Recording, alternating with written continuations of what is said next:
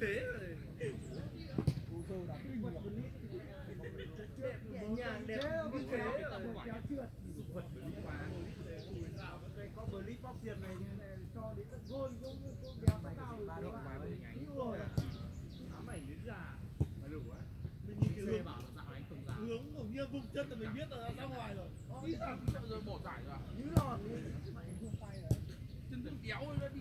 Tay đầu tay vấn đề chân chân này nào.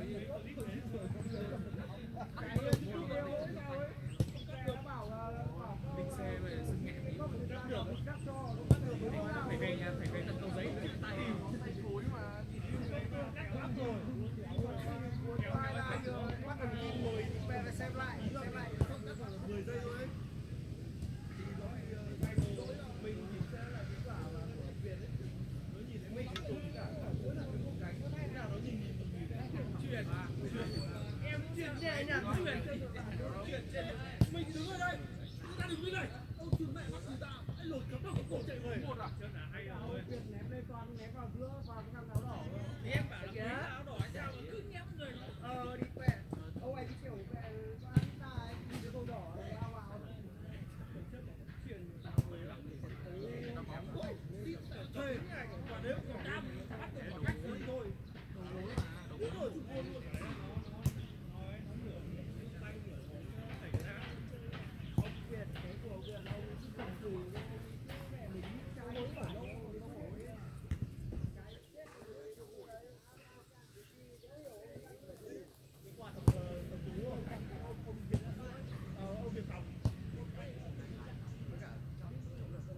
hai ông nghĩ nhiều giá gần nhau.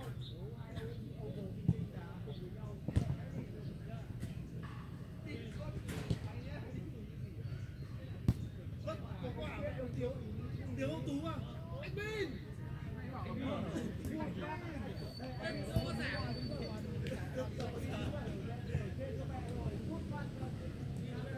Đúng mọi người, thằng đấy nó sụt. Ngang với mẹ sân luôn. thằng này chắc là chứ Đấy, là kiểu này.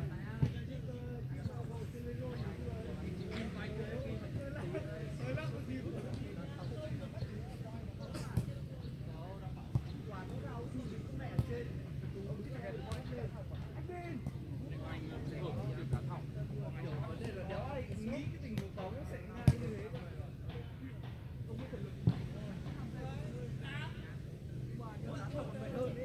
đá được đạo được khở Không khí đá xong nó có dễ nhiều, chạy nhiều quá.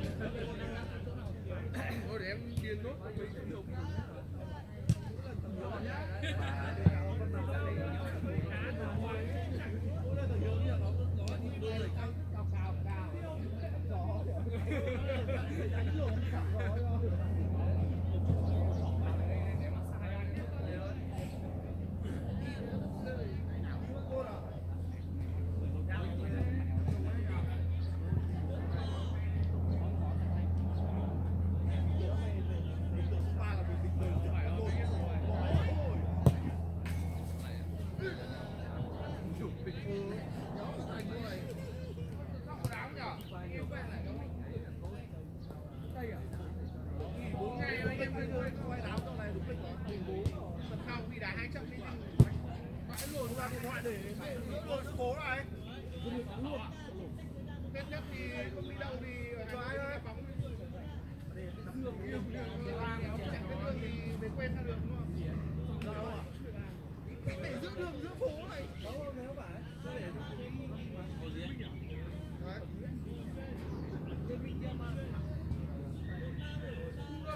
Để Lồn nào để trong túi là con bị lấy nó lấy mất cái con để mẹ nó ở ngoài. Mời anh xe nhanh nhanh đi nghe.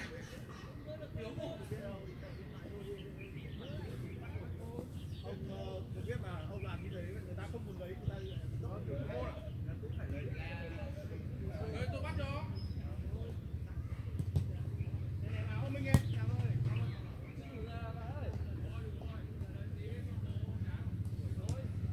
Quá. Giờ 20 rồi.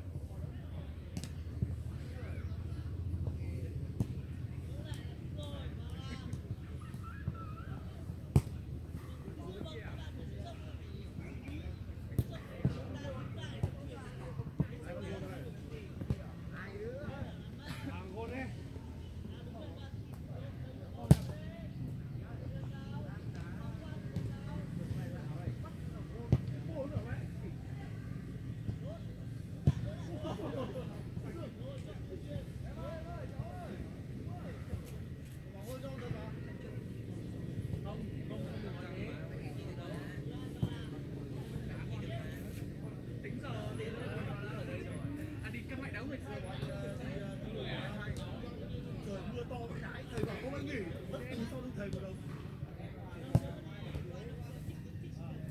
Đấy chắc là sắp cưới với tôi này mới nghỉ.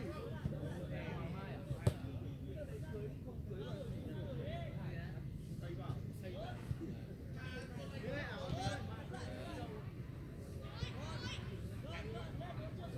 nếu mà ở trên này thì một phát là làm hết luôn. Đấy. Nhưng mà vẫn phải ví dụ mà nhà tôi là trước một phát thì tôi một triệu là xong. Cả cái đội bên ngoài là không một nơi. Chọn địa điểm ở giữa hai nhà làm phát cỗ hai nhà xong. Luôn đi.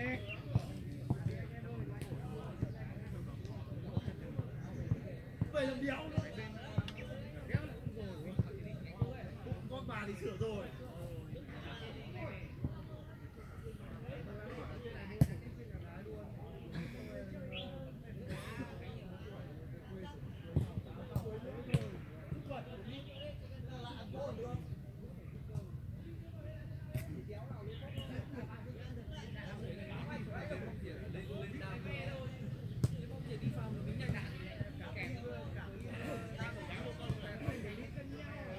Bài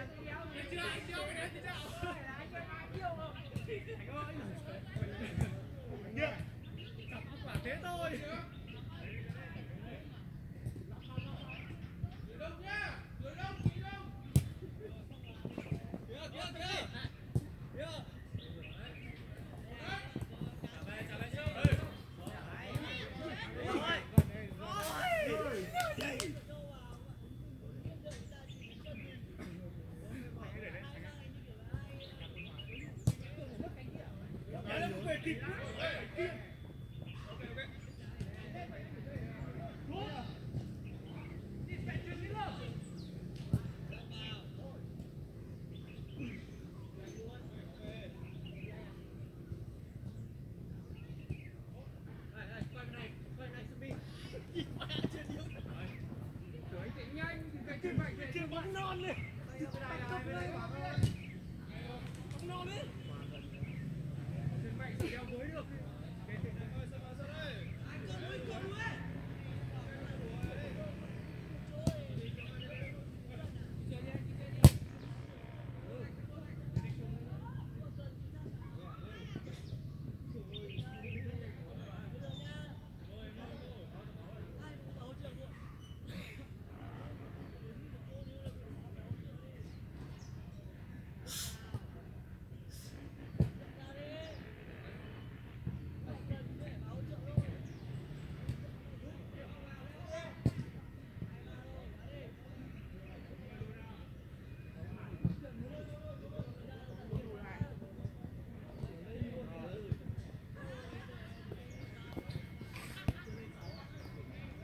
Quân chuyển không mày?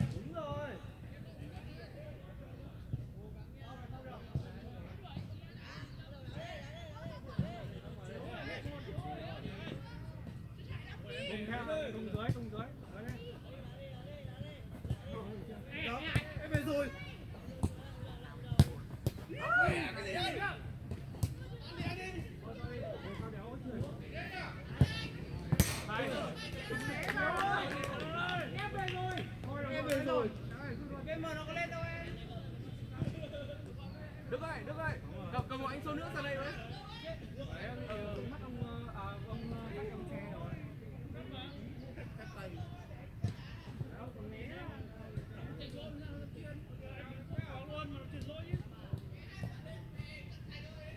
Một xô thôi em ơi. Một xô thôi. Hôm nay mình được gọi xin lỗi.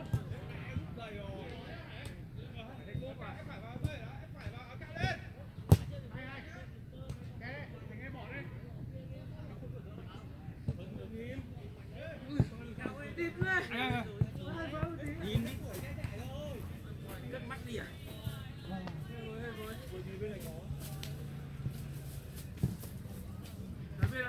biên. Bỏ hết đi không?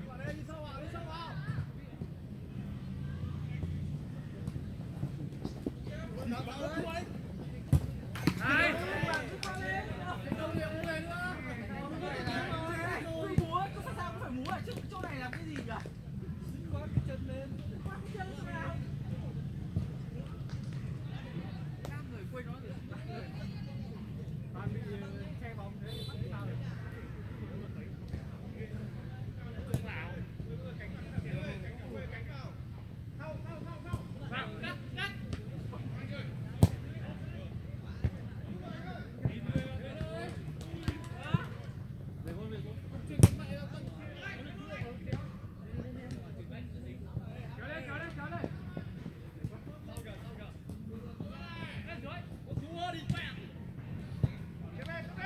à?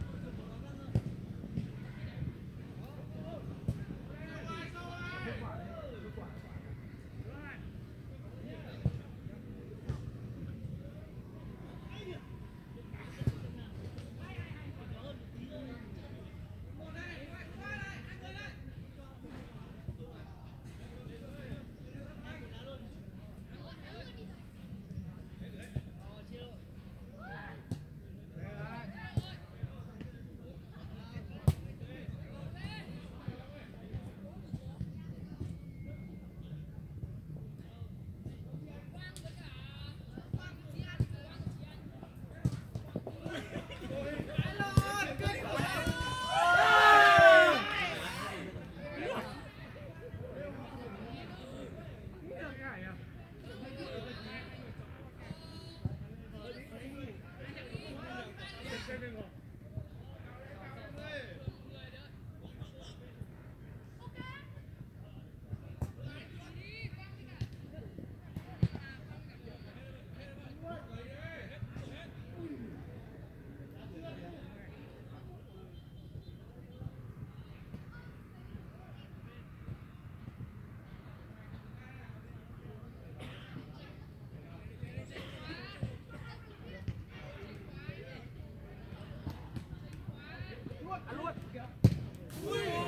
Nhẹ thôi, không cần mạnh quá đâu. Nắm xuống rồi gì? Súng gôn của đấy là chết rồi. Ui. Vãi rồi. Vừa ra sân cái anh em mất tinh thần đấy.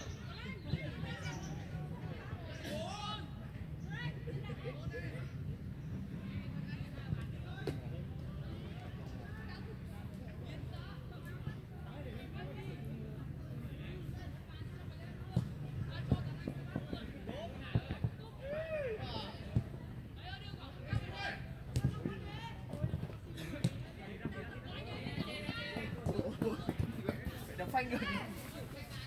Bác phải nhìn người bác phanh chứ. Đó, tôi là mọi người thành. Tôi là mọi người thành. Đã. Chủ.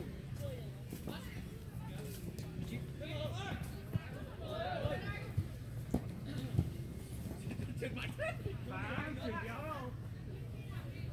Đây.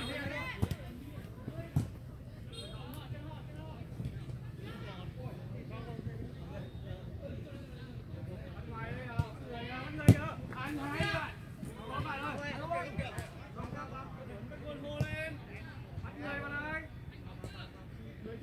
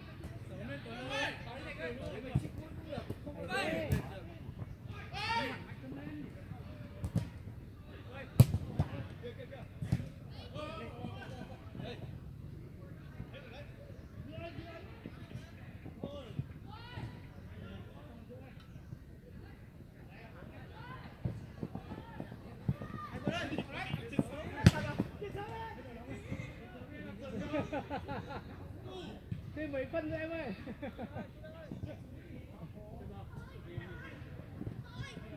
Hay.